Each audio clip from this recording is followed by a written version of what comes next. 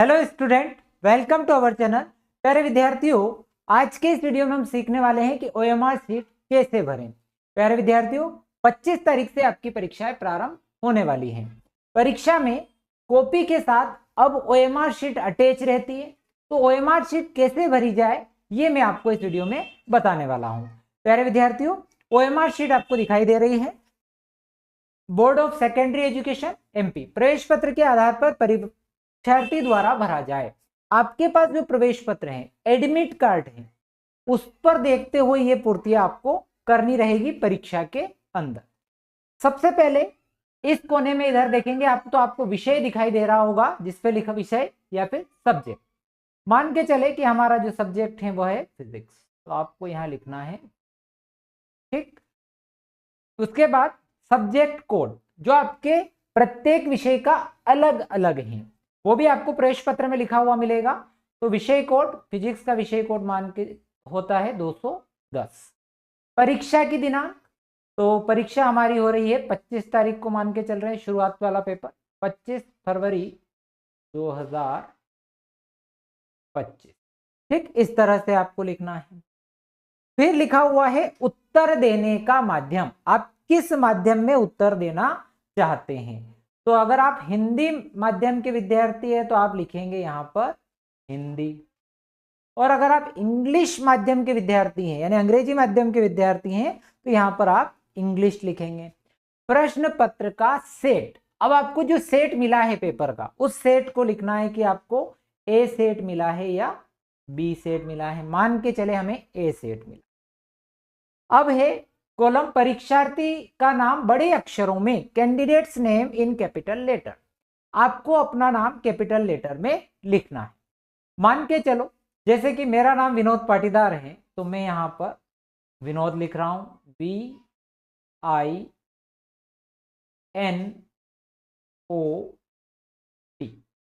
ठीक। अब अगर आपका जैसे किसी का सरनेम लगा हुआ है तो उसमें ये देखें कि वहां अगर स्पेस है तो हम यहाँ स्पेस आपको यहां पर भी देनी है। जैसे विनोद और पाटीदार के बीच में मेरे पास स्पेस है तो मैंने स्पेस दे दिया, ठीक। अब सबसे महत्वपूर्ण बात यह है कि यहां बच्चे अक्सर गलती कर देते हैं, फिर टीचर से कहते हैं कि सर यहां हमसे गलती हो गई। तो वो गलती अब आपसे नहीं होगी। क्यों नहीं होगी उसका मैं तरीका आपको बता रहा हूं। क्या आप करना क्या है, आपके पास जैसे यहाँ बी लिखा हुआ है, तो जितनी भी जगह जैसे ये बी है तो अब आपको इसमें बी ढूंढना है। अभी इसको केवल हल्का सा डॉट लगा दो। फिर आई लिया, आई ढूंढकर हल्का सा डॉट लगा देंगे, ये आई पर लगा दिया। फिर मान लो एन ढूंढा, उस पर हल्का सा डॉट लगा देंगे। इसी टाइप से ओ ढूंढा, हल्का सा डॉट लगा देंगे, और फिर डी ढूंढकर हल्का सा डॉट उस पर लगा देंगे।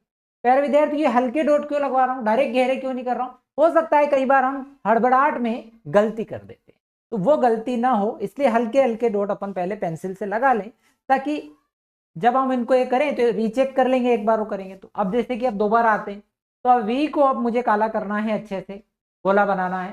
तो अब मैं वी को दोबारा ढूंढा, हाँ मेरा डॉट वाला और वो एक ही आया। अब मैंने इसको अच्छे से बिल्कुल काला कर दिया। फिर आई वाले को, ठीक है, पूरी तरह से इसको अपन को ये करना है, राउंड करना है, कोई भी हिस्सा छूटे नहीं, ठीक है। ये इस तरह से सेम सिचुएशन आपको आगे सरनेम है तो उसमें भी ऐसा ही करना है, जैसे कि मैं पाटीदार के लिए भी कर देता हूं, PA, ठीक है। इस तरह से TIDAR,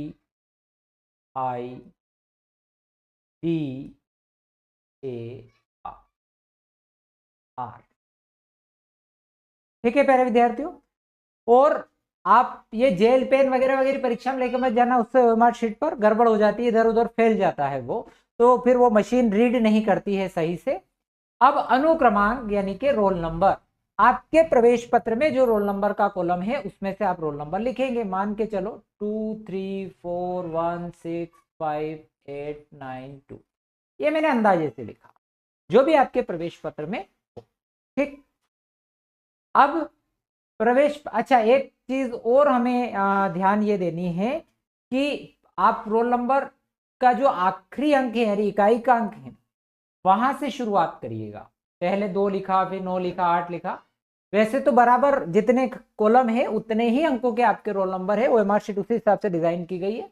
पर कई बार ऐसा होता है कि ओएमआर शीट पे जो अंक हैं, खाने हैं, उनकी संख्या ज्यादा होती है और आपके रोल नंबर कम अंकों के होते हैं, तो आगे वाला कॉलम खाली छूट जाए, ऐसी स्थिति भी हम निर्मित कर सकते हैं। पर इसमें ऐसा नहीं होगा वैसे। तो अब आपने ये लिख दिए, फिर आप इस पर वही तरीका, पहले डॉट लगा ले, 2 पर लगा लिया, फिर 9 पे लगा लिया, 8 पे लगा लिया, ऐसे ऊपर से नीचे देखते हुए। यहाँ पर जैसे 5 है तो 5, यहाँ पर 6 है तो ये 6, यहाँ 1, यहाँ 4, यहाँ 3 और यहाँ 2।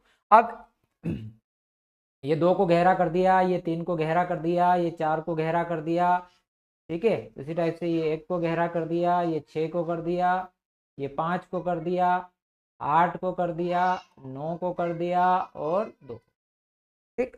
अब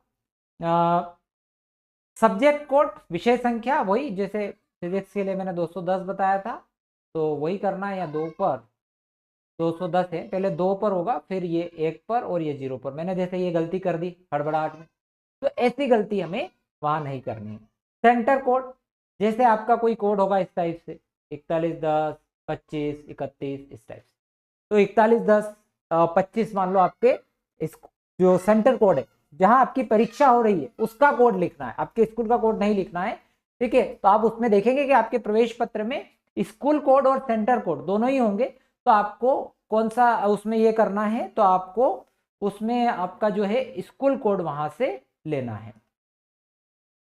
फिर इसके बाद जो सब्जेक्ट है उसका नाम और स्कूल एस पर एडमिट कार्ड। अब एडमिट कार्ड में आपको विद्यालय का कोड भी दिया हुआ रहेगा, जहां आपकी परीक्षा जो आप जहां पढ़ते हैं वहां का कोड यहाँ आपको अंकित करना रहेगा।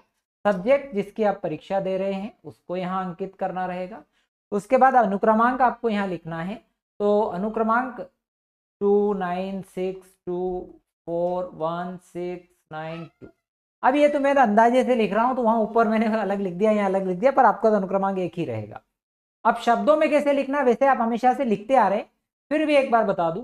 जैसे यहाँ 2 है तो आपको यहाँ लिख देना है 2, यहाँ जैसे आपका 9, ये हो जाएगा आपका 6, ये 2 4, इसमें 1 कॉलम में 1 लिखना है, इस बात का ध्यान रखें।